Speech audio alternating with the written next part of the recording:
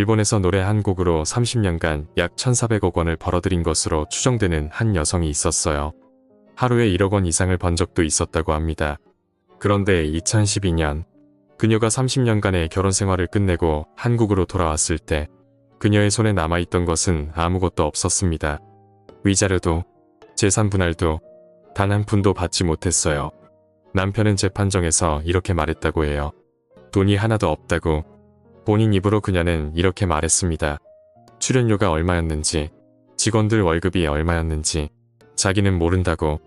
그가 그 돈을 다 어디에 썼는지 자기도 모른다고. 은행에 가본 적도 없다고. 하루 1억 원을 벌던 사람이 30년 동안 자기 통장 하나 가지지 못했던 거예요.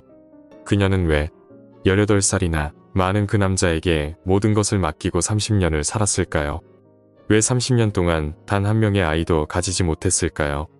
그리고 빈손으로 돌아온 그녀에게 50년 만에 나타난 한 남자가 있었는데 그녀는 왜 지금도 그 사람과 결혼을 하지 않고 있을까요? 이야기는 1960년대 광주의 한 이발소에서 시작됩니다. 1960년대 광주의 한 골목, 작은 이발소가 있었습니다.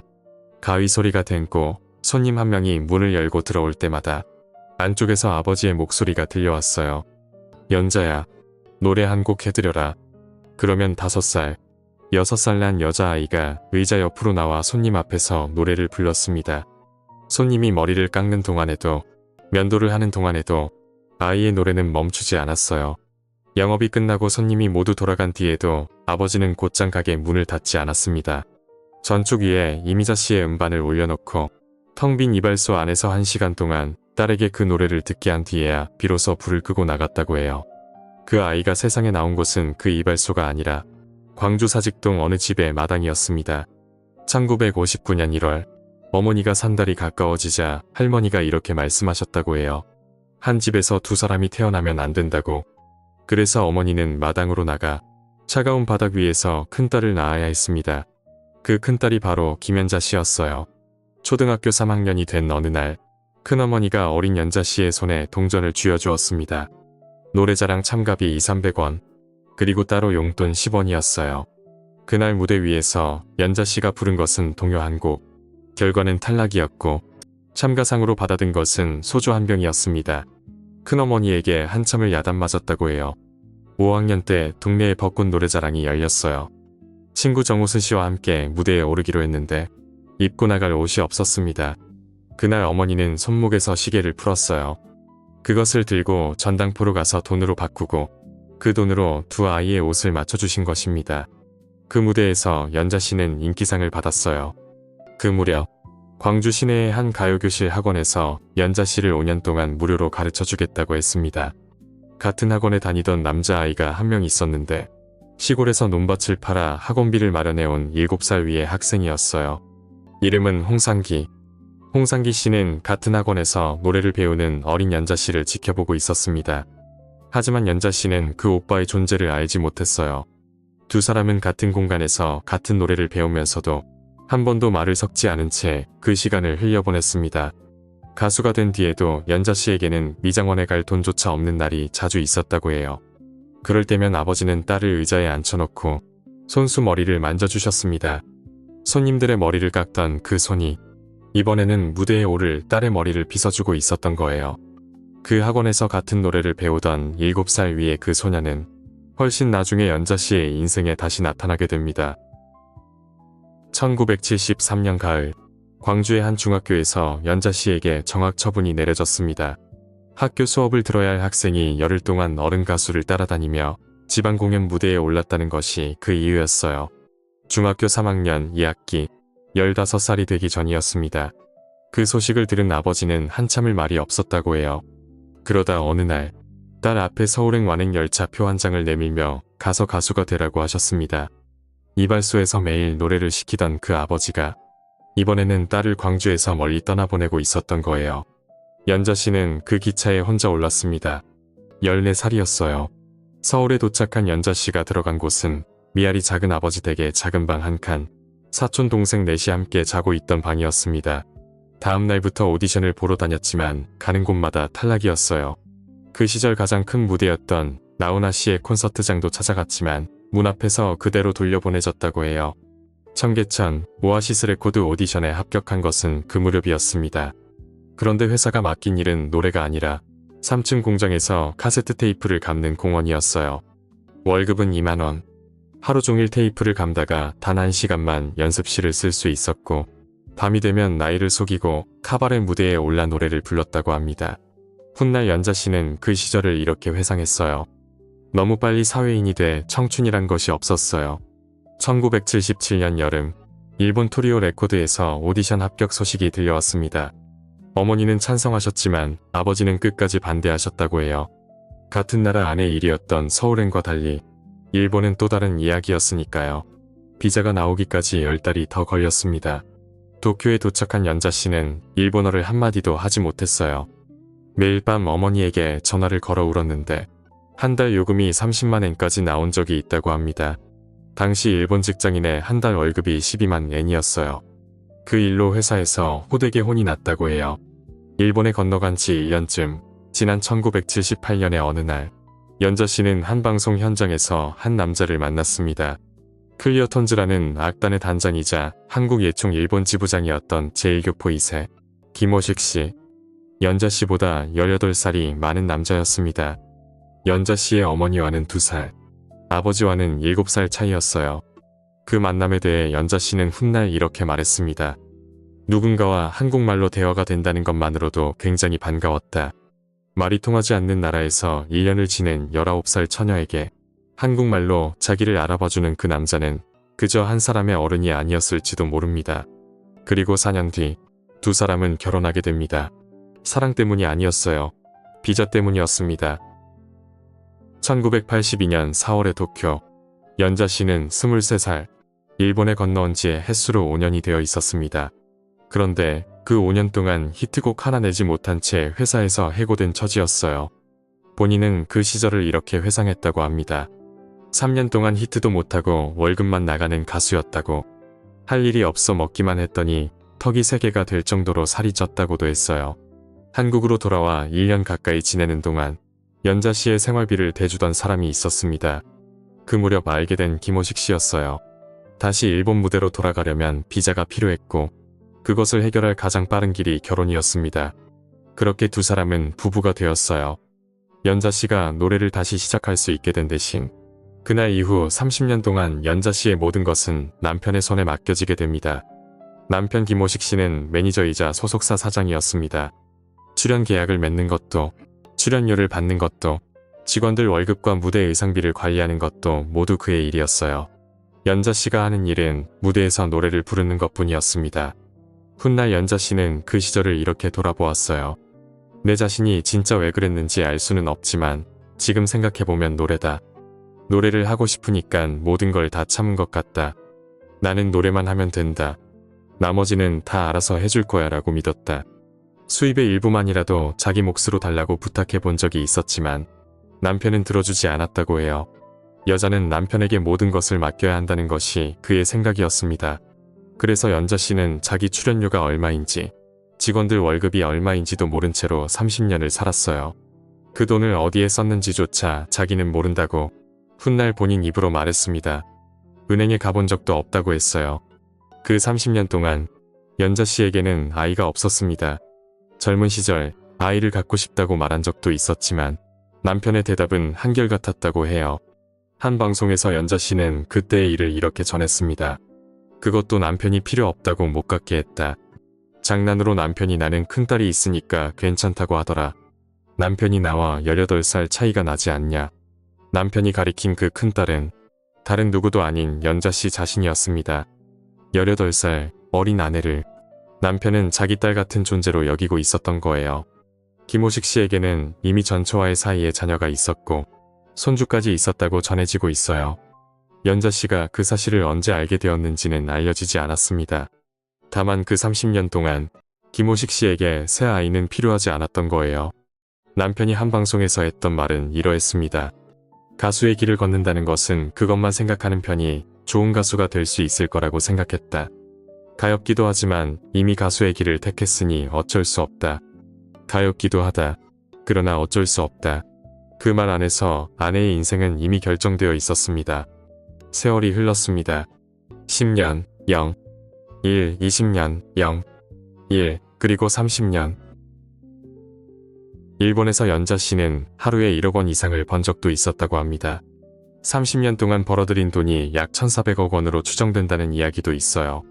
그러나 그 돈은 연자 씨의 손을 거쳐가지 않았습니다. 한 방송에서 연자 씨는 이렇게 말했어요. 일본에선 저한테 남편밖에 없고 오로지 나 혼자다. 화려한 무대 위와는 달리 부부의 일상에는 점점 말이 없어졌다고 해요. 자식이 없다 보니 두 사람이 나눌 수 있는 대화는 음악뿐이었고 그마저도 시간이 갈수록 줄어들었습니다. 훗날 연자 씨는 그 시절을 이렇게 회상했어요. 우리 부부 생활의 중심은 노래로 시작해 노래로 끝났다. 난 아내로서 사랑도 못 받았다. 항상 외로웠다. 노래가 아니었다면 진작 한국으로 돌아왔을 거다. 그래서 연자 씨는 남편에게 헤어지자는 말을 입버릇처럼 하기 시작했습니다. 그 횟수가 몇천 번이었다고 본인 입으로 말했어요. 결혼 20년이 지난 무렵부터 진심으로 이혼을 생각했고 그러고도 다시 10년이 더 흘렀다고 알려져 있습니다. 그 10년 사이에 한 가지 일이 있었어요. 남편이 연자 씨의 동의 없이 일본 활동을 중지한다는 편지를 팬들에게 보낸 일이었습니다. 그것도 한 번이 아니라 두 번이었어요. 연자 씨는 그 일을 이렇게 회고했습니다. 내 동의 없이 일본 활동 중지 편지를 보낸 것이 가장 배신이고 충격이었다. 내가 노래 하나로 여태 살아왔는데 그 숨을 끊으려고 하다니 정말 원망스럽다. 내 인생이 정말 불쌍하다. 노래 하나로 살아온 사람에게서 노래마저 가져가려 했던 일. 그것이 30년 결혼 생활 중 가장 큰 상처였다고 연자 씨는 그렇게 말한 거예요. 그런데 화면 속의 두 사람은 늘 사이좋은 부부였습니다. 시청자 누구도, 팬 누구도 그 그림자를 짐작하지 못했다고 해요. 그 무렵 연자 씨에게 또 하나의 일이 있었습니다. 2008년 8월 8일, 광주의 아버지가 갑작스럽게 세상을 떠난 것이었어요. 급성 간암, 입원 이틀 만이었습니다. 그날 연자 씨는 일본에서 큰 공연을 앞두고 있었어요. 어머니는 딸이 흔들릴까봐 일부러 부고를 알리지 않으셨습니다. 연자 씨가 부친의 임종을 전해들은 것은 열흘이 지난 뒤 공연이 끝나고 회식 자리에서 받은 한 통의 전화를 통해서였어요. 한 인터뷰에서 연자 씨는 그날의 심정을 이렇게 전했습니다. 제가 흔들릴까봐 큰 공연부터 무사히 마치라고 알리지 않으셨대요. 그 얘기를 듣고 수화기를 붙잡은 채 몇 시간을 울었는지 몰라요. 이발소에서 매일 노래를 부르게 했던 사람, 14살의 딸을 서울행 기차에 태워보냈던 사람, 미장원 갈 돈이 없을 때면 손수 머리를 빗어주던 그 사람이 그렇게 멀리서 가신 거예요. 그리고 3년 뒤인 2011년, 한 가지 변화가 일어났습니다. 몇천 번을 헤어지자고 해도 한 번도 들어주지 않던 남편이 어느 날 갑자기 입을 열었던 거예요. 2011년의 어느 날, 남편이 한국으로 돌아가라고 말했습니다. 30년 동안 무슨 말을 해도 다 받아주던 그 사람이 그날은 가라며 보내주겠다고 나선 것이었어요. 헤어지자는 말을 몇천 번 했을 때는 들어주지 않더니 그 입에서 가라는 말이 먼저 나온 거예요. 그날의 심정을 연자 씨는 한 방송에서 이렇게 회상했습니다. 무슨 말을 해도 다 받아주던 남편이 한국으로 돌아가라며 나를 보내주겠다고 나섰다. 그게 반대로 더 슬프고 버림받는 기분이었다. 쫓겨나는 기분이고 섭섭하게 느껴졌는데 그제야 남편이 내게 큰 버팀목이었음을 절실히 알 수 있었다. 매일같이 헤어지자고 했던 사람의 입에서 막상 헤어지자는 말이 돌아오자 그것이 더 큰 상처가 되었다고 했어요. 30년이라는 시간이 그렇게 흘러간 자리에 무엇이 남아있는지를 연자 씨는 그날 비로소 알게 되었던 거예요. 이혼 절차는 그 이듬해에 시작되었습니다. 2012년 2월에 이혼 조정을 거쳐 그해 5월에 정식 이혼이 성립되었어요. 사유는 성격 차이였고 위자료도 재산 분할도 한 푼 없는 결과였습니다. 남편은 재판정에서 돈이 하나도 없다고 했고 회사 관계자도 그 말에 동의했다고 알려져 있어요. 연자 씨가 한국으로 돌아왔을 때 그녀의 손에 남은 것은 정말 아무것도 없었습니다. 30년 동안 일본 무대에 서서 부른 노래의 대가는 노래 그 자체뿐이었어요. 한 매체에서 연자 씨는 그 시절을 이렇게 정리했습니다. 30년간의 결혼 생활 끝에 남은 것은 아이도 재산도 아무것도 없었다. 또 다른 방송에서는 이렇게 말했어요. 돈도 자식도 없이 30년 만에 이혼했다. 모범적인 부부의 모습으로 생활하고 싶었는데 정말 못나서 죄송하다. 이혼 후 한동안 연자 씨는 힘든 시간을 보냈다고 해요. 그 시간 동안 일본의 팬들 가운데에는 끝까지 연자 씨를 응원해준 사람들이 있었습니다. 한 인터뷰에서 연자 씨는 그분들에 대해 이렇게 회고했어요. 일본은 제가 어렸을 때부터 제2의 꿈을 안고 갔던 데라 성공을 거둘 수 있게끔 많은 분이 응원해 주셨잖아요. 임종 직전까지도 저를 응원해 주신 분들도 계셨어요. 빈손으로 돌아왔다고는 하지만 한 가지 다행이라면 결혼 전 한국에 마련해 둔 건물과 집 한 채가 있었다는 점이었습니다. 그것마저 없었다면 정말 길에 나앉을 뻔한 처지였다고 알려져 있어요. 일본의 화려한 무대 위에서 30년을 보낸 사람이 53살이 되어서야 비로소 자기 이름으로 된 집에 들어가 살게 된 거예요. 왜 남편이 그날 갑자기 마음을 바꿨는지는 지금도 알려져 있지 않습니다. 그리고 그 무렵 한 사람이 연자 씨의 곁에 다시 나타났습니다.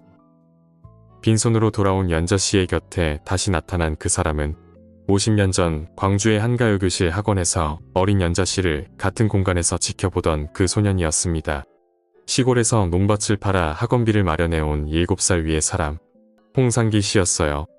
두 사람이 처음 그 학원에서 같은 노래를 배우던 때로부터 거의 반세기가 흐른 뒤였습니다. 50년 만에 어떻게 다시 연결되었는지 그 자세한 경위는 알려져 있지 않아요.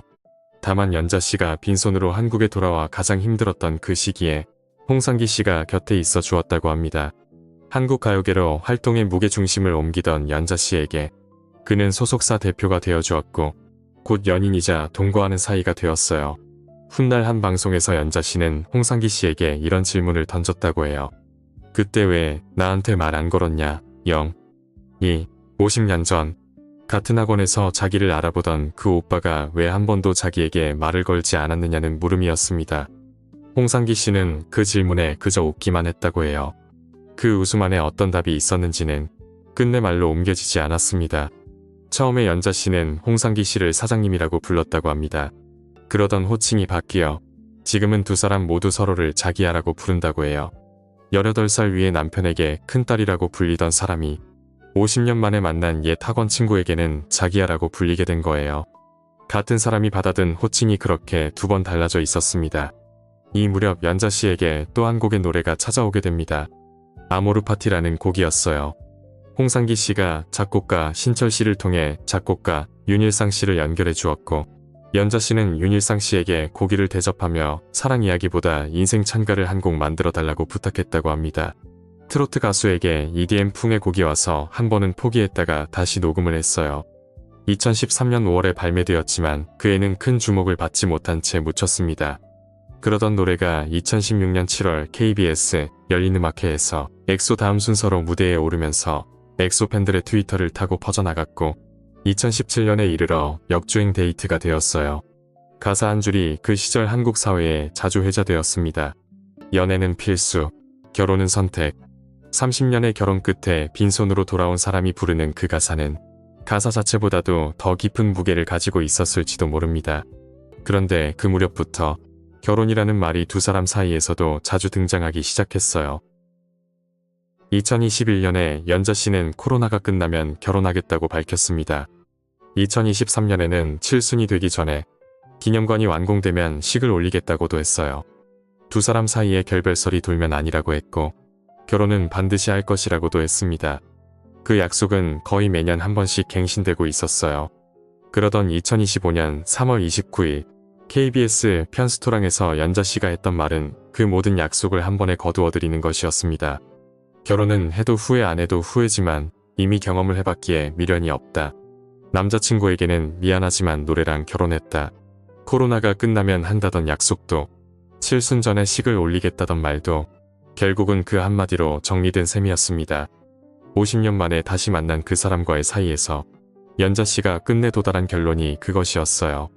같은 방송에서 연자 씨는 두 사람이 가끔 다투는 이유에 대해서도 이야기했는데 그 이유가 술이라고 했습니다. 남자친구는 술을 안 마시는데 자기는 조금 마신다고요. 18살 위의 남편 곁에서 30년을 살며 출연료가 얼마인지조차 몰랐던 사람이 50년 만에 만난 사람과는 술 한 잔을 두고 다투는 사이가 되어 있었던 거예요. 아모르 파티의 그 한 줄, 연애는 필수, 결혼은 선택이라는 가사를 가장 정확하게 살아낸 사람은 결국 그 노래를 부른 본인이었습니다. 30년의 결혼 끝에 아무것도 남지 않았던 사람에게 결혼이라는 단어는 이미 다른 무게를 가지고 있었어요. 그 무게를 본인이 누구보다 잘 알고 있기에 두 번째 결혼이라는 선택은 더 이상 자기 인생에 들어오지 않았던 거예요. 5살의 연자 씨에게 노래를 시키던 사람도, 14살의 그녀를 서울행 기차에 태웠던 사람도 아버지였습니다. 23살에 결혼한 뒤로 30년 동안 어떤 무대에 설지를 정해준 사람은 남편이었어요. 한국으로 돌아온 뒤 아모르 파티라는 곡으로 다시 일어설 수 있게 길을 놓아준 사람은 홍성기 씨였습니다. 그렇게 평생 연자 씨에게 노래를 시키고 노래의 길을 놓아준 사람들이 차례로 있었어요. 그리고 지금 무대에 오를지 오르지 않을지를 정하는 사람은 연자 씨 자신입니다. 1959년 1월 광주 사직동 어느 집의 마당에서 한 아이가 태어났습니다. 한 집에서 두 사람이 태어나면 안 된다는 할머니의 말 때문에 어머니가 차가운 바닥에서 낳아야 했던 큰딸이었어요. 그 마당의 옆집에는 작은 이발소가 하나 있었습니다. 가위 소리가 된 곳 손님이 문을 열고 들어올 때마다 안쪽에서 아버지의 목소리가 들려오곤 했어요. 연자야, 노래 한 곡 해드려라. 그 이발소는 이제 그 자리에 없습니다. 노래를 부르라고 외치던 아버지의 목소리도, 매일 밤 어머니에게 전화를 걸며 울던 도쿄의 그 단칸방도, 30년을 곁에 있었던 남편도 이제는 그 어디에도 남아있지 않아요. 다만 그 5살의 아이는 지금도 어딘가의 무대 위에 서 있다고 합니다. 이발소 의자 옆에 서서 손님 앞에서 노래를 부르던 그 아이의 모습이 어땠을지는 지금 와서는 누구도 본 적이 없는 일이에요. 김연자 씨, 지금도 무대 위에서 노래하고 계신 그분의 모습을 응원하는 분들도 많으실 것입니다. 일본에서 부른 노래로 그 시절을 함께 보내신 분들도, 아모르 파티의 한 곡으로 다시 그분을 알게 된 분들도 각자 다른 자리에서 그분의 노래를 들어오셨을 거예요. 그 시절의 기억을 간직하고 계신 친구분들과 이야기를 나누는 계기가 되기를, 혹은 그 시대를 모르는 자녀분이나 손자녀분들께 전해주시는 계기가 되기를, 이 이야기가 그런 역할을 할 수 있다면 기쁘겠습니다. 오늘도 끝까지 시청해주셔서 감사합니다.